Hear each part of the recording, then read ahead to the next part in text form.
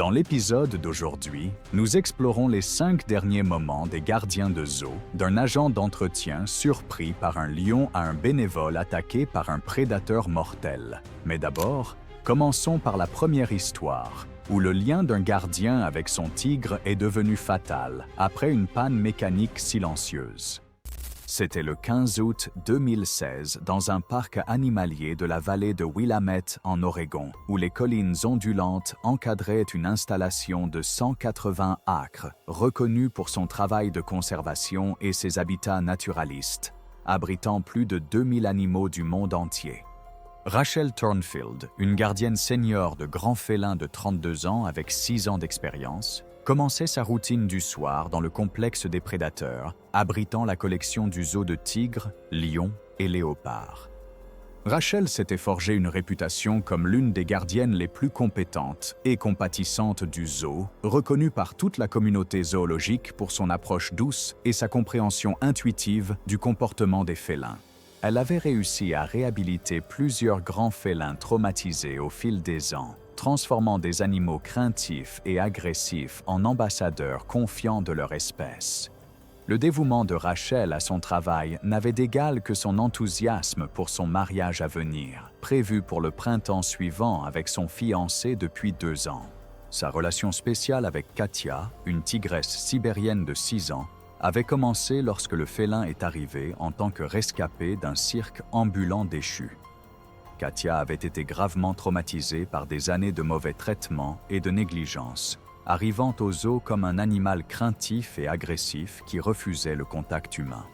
Rachel s'était portée volontaire pour diriger la réhabilitation de Katia, passant d'innombrables heures à gagner la confiance du tigre grâce à des soins patients et à des routines régulières qui ont aidé le magnifique prédateur à se sentir à nouveau en sécurité. Le complexe pour prédateurs présentait des enclos ultramodernes conçus à la fois pour le bien-être animal et la sécurité du personnel. Chaque habitat comprenait plusieurs zones de détention reliées par des systèmes de portes automatisées qui permettaient aux soigneurs de déplacer les animaux en toute sécurité entre les espaces pendant le nettoyage et l'alimentation. Les journaux de maintenance de début de semaine avaient noté une légère fuite hydraulique sur l'une des lignes d'actionneurs, mais le problème n'avait pas encore été signalé comme critique. Rachel avait récemment travaillé des heures supplémentaires pour économiser de l'argent pour son mariage, se portant souvent volontaire pour des heures supplémentaires qui lui permettaient de passer plus de temps avec les animaux qu'elle aimait tout en accumulant des économies pour la cérémonie. Les tigres de Sibérie sont les plus grands sous-espèces de félins vivants, avec des femelles adultes pesant entre 300 et 400 livres et possédant la force de capturer des proies 2 fois plus grandes qu'eux. Malgré une apparence habituée ou calme en captivité, les tigres restent des chasseurs instinctifs dont les réactions peuvent passer de calme à mortel en quelques secondes lorsqu'ils sont déclenchés par le mouvement, le stress ou les menaces perçues. Ce soir-là, Rachel a vérifié le système de contrôle automatisé qui surveillait l'emplacement de Katia et le statut de toutes les portes du complexe d'habitat. L'écran numérique indiquait que Katia était en sécurité dans sa zone de confinement et que tous les protocoles de sécurité fonctionnaient normalement. Ce que Rachel ne savait pas, c'est qu'une panne mécanique silencieuse s'était produite dans le système de porte automatisé plus tôt dans la journée. Un joint hydraulique a commencé à fuir, ce qui a provoqué une perte progressive de pression dans le mécanisme de la porte pendant plusieurs heures. Rachel étalait de la paille fraîche près de la zone d'alimentation quand elle a entendu un doux bruissement derrière elle. Elle s'est retournée pour se retrouver nez à nez avec Katia dans l'enclos principal, sans barrières entre elles et sans échappatoire immédiate disponible. Pendant un instant, Katia semblait reconnaître son gardien, inclinant sa tête massive avec ce qui semblait être de la curiosité plutôt que de l'agression. Rachel a commencé à parler sur le ton apaisant qui avait contribué à construire leur relation au fil de 6 années, tout en reculant lentement vers l'entrée du gardien. Le moment fatal est survenu lorsque Rachel a fait un mouvement délibéré vers la porte de sortie, déclenchant les instincts territoriaux de Katia. Les pupilles du tigre se dilatèrent lorsque sa réponse prédatrice s'activa, la transformant d'un animal curieux en une chasseuse concentrée. Katia se baissa et se lança vers Rachel avec une force explosive, couvrant les 6 mètres entre elles en un seul bond puissant. Le corps de 380 livres de Katia a frappé Rachel avec un impact dévastateur, la projetant en arrière sur le sol compacté et la litière de paille qui couvrait le sol de l'enclos. Les énormes pattes avant du tigre immobilisaient les épaules de Rachel pendant que ses puissantes pattes arrière s'appuyaient sur le torse de Rachel, ses griffes aiguisées perforant l'uniforme de la gardienne et pénétrant dans la chair. Les puissantes mâchoires de Katia se sont refermées sur le cou de Rachel avec une force écrasante, ses canines de 4 pouces perçant les structures vitales, tandis que sa pression de morsure dépassait 1000 livres par pouce carré. La morsure instinctive et mortelle du tigre a visé la base du crâne de Rachel, sectionnant la moelle épinière et provoquant une perte de conscience immédiate. Les cris de Rachel pendant les premiers instants de l'attaque résonnaient dans le complexe des prédateurs, alertant immédiatement les autres gardiens de l'urgence. Les membres du personnel sont arrivés en quelques minutes pour trouver Katia debout au-dessus du corps immobile de Rachel. Son instinct prédateur toujours en alerte alors qu'elle gardait sa proie. Katia a été sédatée avec succès après plusieurs minutes tendues, permettant au personnel vétérinaire et aux ambulanciers d'atteindre le corps de Rachel. Cependant, la morsure mortelle du tigre s'est avérée immédiatement fatale, Rachel mourant de blessures massives à la nuque et à la moelle épinière dans les premiers instants de l'attaque. L'enquête a révélé que la défaillance hydraulique dans le système de porte avait directement causé la rencontre fatale. L'incident a entraîné une révision complète des systèmes de sécurité du zoo, avec de nouveaux équipements de surveillance redondants et des procédures manuelles de secours mises en œuvre dans toute l'installation. Katia a été relocalisée dans un sanctuaire spécialisé pour grands félins au Colorado, où elle pourrait vivre sans le stress des expositions publiques. La famille de Rachel a créé une bourse commémorative en son honneur pour soutenir les étudiants poursuivant des carrières dans la conservation de la faune et le soin des animaux. Cependant, les tigres n'étaient pas les seuls grands félins à devenir mortels pour les travailleurs des zoos. À Détroit, la routine quotidienne d'un employé de maintenance s'est transformée en cauchemar lorsqu'une erreur de communication l'a laissé seul avec un lion d'Afrique de 205 kg. C'était le 7 mars 2015 et le Zoo Metro, situé près de Détroit, dans le Michigan, se préparait pour une autre journée d'opération dans le cœur industriel du Midwest. L'installation de 125 acres, construite dans les années 1960 et agrandie au fil des décennies, a servi de ressource éducative importante pour la région métropolitaine de Détroit, tout en abritant plus de 1500 animaux du monde entier. Jérôme Washington, un ouvrier d'entretien de 44 ans avec 12 ans de service dévoué, commençait son quart de travail tôt le matin dans l'exposition Savannah africaine, qui abrite la troupe de lions du zoo. Jérôme a construit sa carrière sur la fiabilité et l'attention aux détails, prenant une immense fierté à maintenir les habitats des animaux au plus haut standard. En tant que père célibataire soutenant sa mère âgée et sa fille adolescente, Jérôme travaillait souvent des heures supplémentaires et assumait des responsabilités supplémentaires pour subvenir aux besoins de sa famille. Ses collègues respectaient son éthique de travail et son souci sincère des animaux, même si son travail le gardait en coulisses plutôt qu'en contact direct avec les visiteurs. L'exposition Savane africaine présentait un grand habitat naturaliste conçu pour mettre en valeur les lions dans un environnement ressemblant à leur écosystème naturel. Les responsabilités de Jérôme comprenaient l'entretien des systèmes complexes d'eau et de filtration qui maintenaient le ruisseau et l'étang propres et fonctionnels. Une canalisation d'eau cassée avait été signalée la veille au soir, nécessitant une réparation immédiate avant l'ouverture du zoo aux visiteurs. Jérôme avait coordonné avec le superviseur de l'équipe de nuit pour s'assurer que Mufasa, le mâle dominant de la troupe, soit sécurisé dans son abri de nuit pendant les travaux de réparation. Le lion de 450 livres était connu pour sa crinière impressionnante et sa carrure puissante, faisant de lui l'une des attractions les plus populaires du zoo, mais aussi l'un de ses résidents les plus dangereux. Jérôme avait travaillé avec les grands félins pendant des années et comprenait l'importance de suivre les protocoles de sécurité lorsqu'il entrait dans leur territoire. Les lions africains sont des prédateurs au sommet de la chaîne alimentaire, qui peuvent peser jusqu'à 500 livres et possèdent la force nécessaire pour abattre des zèbres, des buffles et d'autres grandes proies. Les lions mâles sont particulièrement dangereux en raison de leur nature territoriale et de leur puissante constitution, avec des muscles d'épaule massifs et des dents canines de 10 cm conçues pour écraser les os.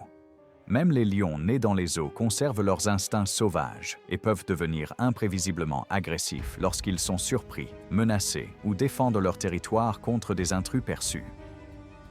Ce matin-là, une erreur de communication entre l'équipe de nuit et l'équipe de jour avait laissé Mufasa avec accès à l'enclos principal lors des travaux de réparation de Jérôme. Jérôme est entré dans l'habitat avec son matériel de soudure et de réparation, complètement inconscient que le lion massif était libre de se promener dans son territoire. Jérôme a commencé à travailler sur le tuyau d'eau cassé près du centre de l'exposition, utilisant son chalumeau pour réparer le joint endommagé. Les étincelles brillantes et les sons inconnus du processus de soudure résonnaient à travers l'habitat, créant exactement le type de perturbation qui alerterait n'importe quel prédateur de la présence d'un intrus. L'attaque est venue sans avertissement alors que Jérôme continuait son travail de soudure. Mufasa a émergé de la haute herbe avec une force explosive, son corps de 450 livres couvrant la distance jusqu'à Jérôme en de puissants bonds. Jérôme leva les yeux de son travail juste à temps pour voir le lion massif s'approcher de lui, sa torche de soudage encore étincelante dans la main alors qu'il essayait de comprendre la situation impossible. Jérôme a instinctivement levé son chalumeau vers Mufasa, espérant que la flamme vive et les étincelles dissuaderaient le lion qui chargeait. Mufasa a frappé la torche des mains de Jérôme d'un coup puissant de sa patte massive, envoyant l'équipement voler à travers l'habitat. L'impact du coup de patte de Mufasa a envoyé Jérôme s'écraser au sol. Son casque de soudure a été arraché de sa tête, alors qu'il tentait désespérément de s'éloigner du lion enragé. Mufasa a bondi sur Jérôme avec une force dévastatrice, le plaquant sur le sol compacté près de la zone de maintenance de l'exposition. Les mâchoires puissantes de Mufasa se sont refermées sur la tête de Jérôme avec une force écrasante, ses dents canines de 4 pouces perçant l'os du crâne tandis que la pression de sa morsure dépassait 650 livres par pouce carré. Les griffes acérées du lion ont déchiré le torse et les membres de Jérôme tandis que Mufasa affirmait sa dominance sur l'intrus perçu, chaque coup ouvrant des entailles profondes qui ont sectionné les principales artères et causé d'importants dommages tissulaires. Les cris de Jérôme ont résonné dans l'exposition de la savane africaine, alertant immédiatement la sécurité du zoo de l'urgence. Les membres du personnel sont arrivés en quelques minutes pour trouver Mufasa debout au-dessus du corps immobile de Jérôme, son comportement agressif toujours engagé alors qu'il défendait son territoire. L'équipe d'intervention d'urgence du zoo a déployé des lances à incendie et du matériel de tranquillisant pour éloigner Mufasa du corps de Jérôme. Cependant, la morsure écrasante de Mufasa s'est avérée immédiatement mortelle, Jérôme mourant de graves lésions crâniennes quelques instants après l'attaque. L'enquête a révélé que la rupture de communication entre les équipes avait directement provoqué la rencontre fatale. Le zoo a immédiatement mis en place de nouveaux protocoles, exigeant plusieurs confirmations de la contention des animaux avant que tout travail de maintenance puisse commencer dans les habitats des prédateurs. La mort de Jérôme a provoqué des changements complets dans les systèmes de communication et les protocoles de sécurité de l'établissement. Sa famille a intenté des poursuites pour décès injustifiés, ce qui a conduit à une amélioration de la formation et à une surveillance plus stricte des opérations de maintenance dans tout le zoo. Mais les lions n'étaient pas les seuls prédateurs à coûter la vie aux professionnels des zoos.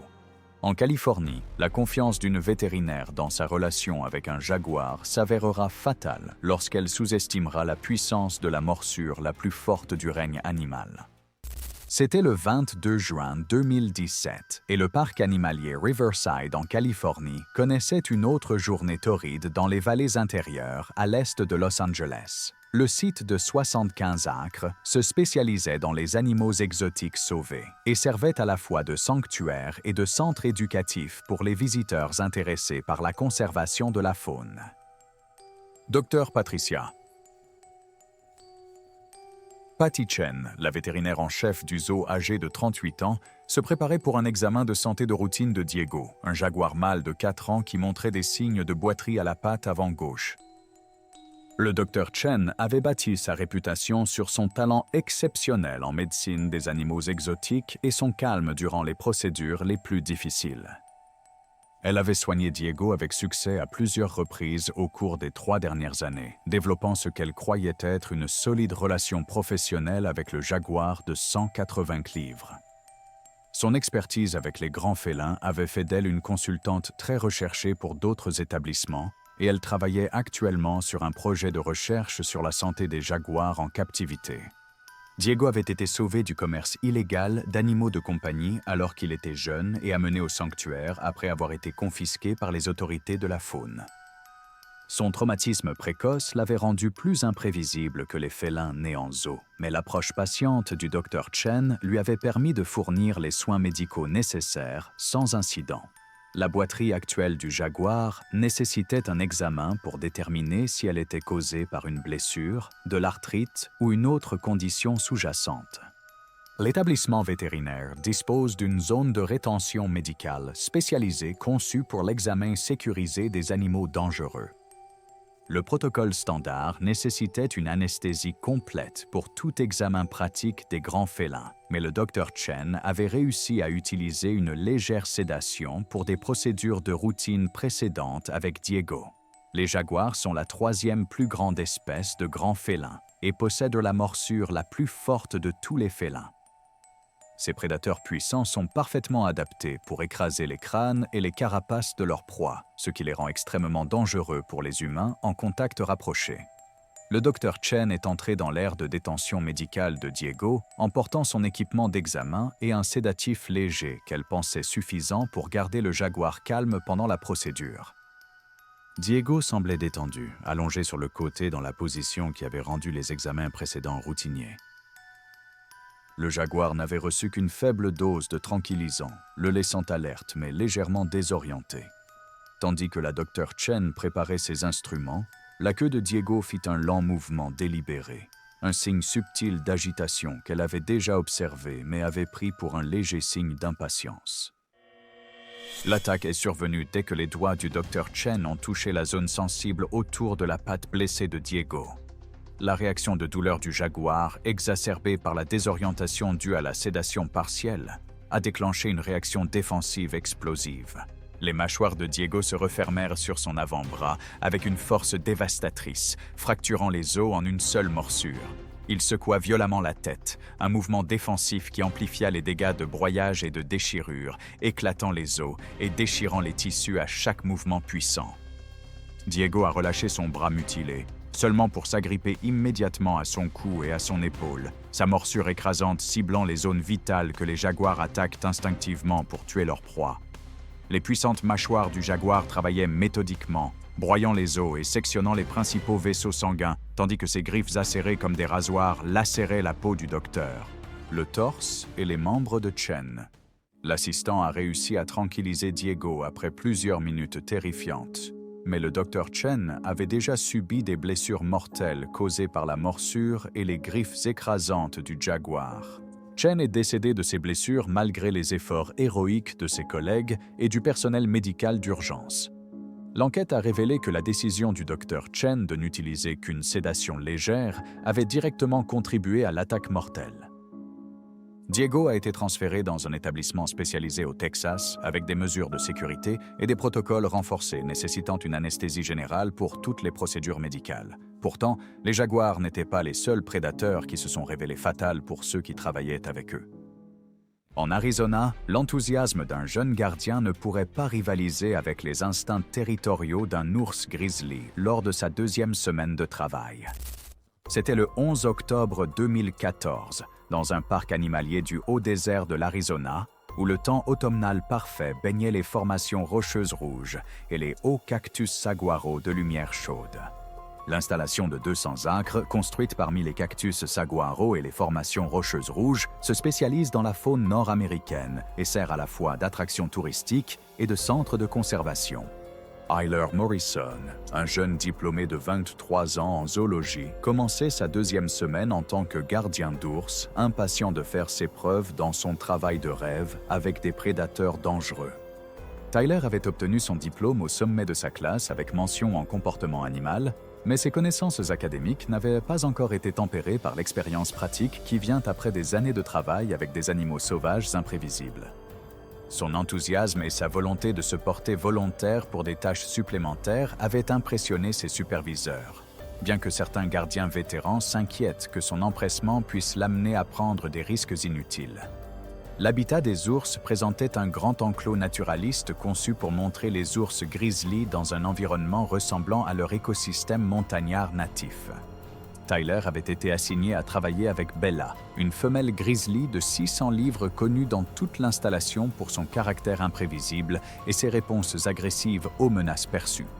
Bella avait été secourue alors qu'elle était un ourson orphelin, mais elle ne s'était jamais complètement adaptée à la présence humaine, faisant d'elle l'un des animaux les plus difficiles du parc.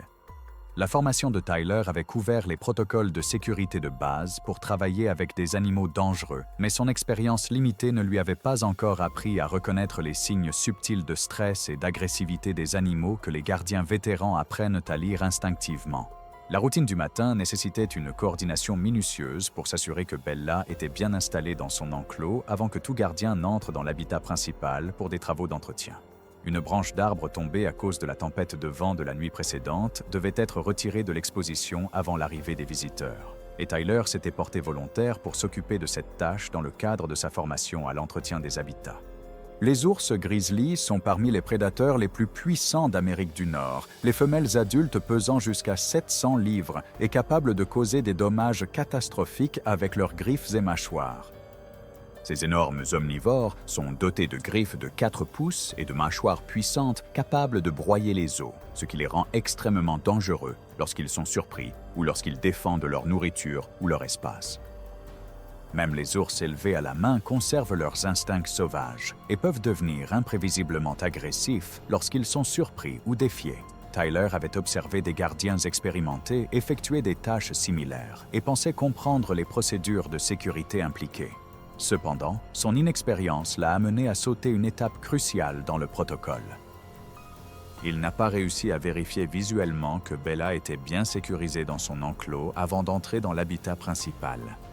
Tyler est entré dans l'habitat de Bella avec une tronçonneuse et une corde pour enlever la branche tombée, complètement inconscient que le grizzly de 600 livres se reposait derrière un gros rocher de l'autre côté de l'enclos. L'attaque est survenue sans avertissement, alors que Tyler se penchait pour examiner la base de l'arbre tombé. Bella a chargé depuis l'arrière du rocher avec une force explosive, son corps de 600 livres couvrant la distance jusqu'à Tyler en bond puissant. Tyler a entendu le son des pas qui approchaient et s'est retourné juste à temps pour voir le grizzly massif fondre sur lui, avec un élan irrésistible. La formation de Tyler entra en jeu alors qu'il essayait d'atteindre l'arbre le plus proche, espérant grimper en sécurité avant que Bella puisse l'atteindre. Cependant, son inexpérience l'avait conduit à sous-estimer à la fois la vitesse de l'ours et sa propre capacité à grimper. Bella attrapa Tyler avant qu'il ne puisse prendre suffisamment de hauteur pour échapper à sa portée. Ses énormes pattes le frappèrent contre le tronc de l'arbre avec une force écrasante. Tyler s'écrasa au sol avec Bella immédiatement sur lui. Son poids énorme le plaquant au sol rocheux, tandis que son agressivité territoriale prenait le contrôle total. Les puissantes mâchoires de l'ours ont fermement mordu la tête et les épaules de Tyler, sa force de morsure écrasante causant un traumatisme massif à son crâne et à son cou. Les griffes de 10 cm de Bella ont déchiré le torse et les membres de Tyler, chaque coup ouvrant des entailles profondes qui sectionnaient les artères principales et provoquaient des dommages tissulaires dévastateurs. L'attaque de l'ours a été soudaine et défensive, déclenchée par la surprise et la proximité immédiate. L'équipe d'intervention d'urgence du parc a déployé des tuyaux d'incendie et du matériel de tranquillisation pour éloigner Bella du corps de Tyler. L'agression territoriale de l'ours l'a rendue réticente à battre en retraite, nécessitant plusieurs fléchettes tranquillisantes avant qu'elle ne finisse par succomber à la sédation. Tyler avait subi des blessures mortelles lors de l'attaque prolongée, mourant de blessures massives et de pertes de sang avant que les secours puissent stabiliser son état. L'enquête a révélé que le non-respect par Tyler des protocoles de confinement appropriés avait directement causé la rencontre fatale. Bella a été relogée dans une réserve faunique au Montana où elle pourrait vivre sans contact humain. L'incident a incité le parc à mettre en place des périodes de formation prolongées et une supervision obligatoire pour tout nouveau personnel travaillant avec des animaux dangereux. La mort de Tyler a dévasté sa famille et la communauté zoologique, servant de rappel tragique que l'enthousiasme et le savoir académique ne peuvent pas se substituer à l'expérience et au strict respect des protocoles de sécurité lorsqu'on travaille avec des prédateurs apex. Mais les ours n'étaient pas les seuls prédateurs qui se sont avérés fatals pour ceux qui sous-estimaient leur puissance. En Caroline du Nord, l'excès de confiance d'une bénévole dévouée lui coûterait la vie lorsqu'elle a rencontré un lion des montagnes dont la réhabilitation n'avait pas éliminé les instincts prédateurs. C'était le 3 décembre et le Centre de conservation de la faune en Caroline du Nord s'installait dans le calme d'une soirée d'hiver précoce. L'établissement de 100 acres situé dans les contreforts des monts Blue Ridge servait de sanctuaire pour la faune secourue qui ne pouvait jamais être retournée dans ses habitats naturels. Margaret Maggie O'Brien, une enseignante retraitée de 56 ans qui faisait du bénévolat au centre depuis 2 ans, préparait des activités d'enrichissement en soirée pour Scoot, un puma mâle de 4 ans sauvé d'une captivité illégale. Maggie avait découvert sa passion pour la conservation de la faune après avoir pris sa retraite de 30 ans d'enseignement à l'école primaire. Sa nature patiente et son amour sincère pour les animaux avaient fait d'elle une bénévole précieuse, restant souvent tard pour aider aux tâches de soins des animaux que le petit personnel ne pouvait pas toujours terminer pendant les heures normales. Maggie a développé un intérêt particulier pour le programme de réhabilitation de Scoot, croyant que son expérience de l'enseignement lui donnait une perspective unique sur l'apprentissage et le comportement des animaux. Scoot avait été confisqué à un propriétaire privé qui l'avait gardé illégalement comme animal de compagnie, ce qui avait entraîné des problèmes de comportement le rendant inapte à être relâché dans la nature. L'exposition précoce du puma aux humains avait créé une combinaison inhabituelle de familiarité et d'imprévisibilité qui le rendait particulièrement difficile à gérer. Maggie travaillait avec Scoot depuis plus d'1 an, aidant à fournir les activités d'enrichissement qui le maintenaient mentalement stimulé en captivité. Le centre de conservation fonctionnait avec des fonds limités et un petit personnel professionnel s'appuyant fortement sur des bénévoles dévoués comme Maggie pour maintenir les opérations quotidiennes. L'enthousiasme de Maggie et sa volonté d'assumer des responsabilités supplémentaires l'ont progressivement amenée à avoir plus d'accès aux animaux, bien qu'elle n'ait pas la formation formelle que les gardiens professionnels reçoivent pour lire le comportement animal et reconnaître les signes de danger. Les pumas sont des prédateurs puissants qui peuvent peser jusqu'à 150 livres et possèdent une agilité et une discrétion incroyables. Ces félins sont équipés de griffes acérées et incurvées, conçues pour agripper, et de mâchoires puissantes conçues pour délivrer des morsures précises et fatales au cou et à la colonne vertébrale de leur proie. Même les lions des montagnes élevés en captivité conservent leurs instincts sauvages et peuvent devenir extrêmement dangereux lorsque leurs réflexes de prédateurs sont déclenchés par des mouvements, du stress ou des disputes territoriales. Ce soir-là, Maggie préparait des activités d'enrichissement pour Scoot, ce qui incluait de cacher des friandises dans son habitat et de disposer des jouets qui encourageraient les comportements de chasse naturelle. La routine exigeait que Scoot soit contenu dans sa zone d'alimentation, pendant que Maggie travaillait dans l'enclos principal, mais sa familiarité avec le puma l'avait amenée à devenir négligente quant au protocole de sécurité. Maggie était devenue trop confiante dans sa capacité à comprendre le comportement de Scoot, croyant que leur relation d'1 an avait créé un lien qui la protégerait de ses instincts prédateurs. Elle est entrée dans son enclos, emportant des sacs de friandises et des articles d'enrichissement, visant à créer un environnement stimulant pour le puma sans vérifier correctement qu'il était bien enfermé dans son espace d'alimentation. Scoot se reposait près de la porte, entre son espace d'alimentation et son enclos principal, lorsque Maggie a commencé son travail. Le mécanisme de verrouillage du portail ne s'était pas bien enclenché, permettant au puma de 63 kilos de pousser la barrière et d'entrer dans l'habitat principal où Maggie travaillait. Les instincts de prédateur de Scoot ont été immédiatement déclenchés par les mouvements de Maggie alors qu'elle se penchait pour cacher des friandises et disposer des jouets dans son territoire. Le puma a commencé à traquer Maggie avec la précision silencieuse qui rend son espèce si efficace dans la chasse. Les pattes rembourrées de Scoot ne faisaient aucun bruit sur le sol mou de son habitat, alors qu'il s'approchait de sa victime sans méfiance, son attention prédatrice entièrement concentrée sur l'humain qui avait envahi son domaine. Maggie continuait son travail, complètement inconsciente qu'elle était chassée par l'un des tueurs les plus efficaces de la nature. L'attaque est survenue sans avertissement alors que Maggie s'agenouillait pour placer des friandises près de l'endroit préféré de repos de Scout. Le puma de 140 livres s'est lancé en l'air avec une force explosive, ses puissantes pattes arrière le propulsant dans un saut prédateur parfait qui l'a ramené sur le dos de Maggie avec un impact dévastateur. Les griffes acérées de Scout se déployèrent complètement lorsqu'il atterrit, perçant à travers les vêtements de Maggie et profondément dans sa chair. Maggie fut plaquée au sol, face contre terre, par le poids et l'élan de Scout. Ses tentatives de crier furent interrompues lorsque les puissantes mâchoires du puma se refermèrent sur sa nuque. Les longues dents canines de Scout ont percé des structures vitales, tandis que sa force de morsure ciblait la moelle épinière avec la précision qui rend les pumas si efficaces en tant que prédateurs. Les griffes de Scout ont éraflé le dos et les épaules de Maggie alors qu'il établissait sa prise.